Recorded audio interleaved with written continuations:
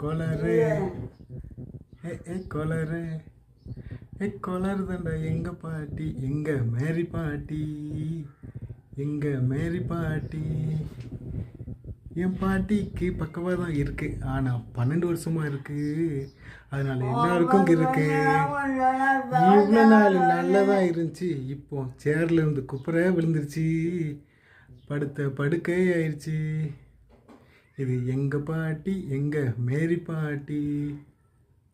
என் பாட்டி கொஞ்சம் காமெடி பண்ணும், ஆனா நிறைய பண்ணு தின்னும், வயிறு நிறைய பண்ணு தின்னும்.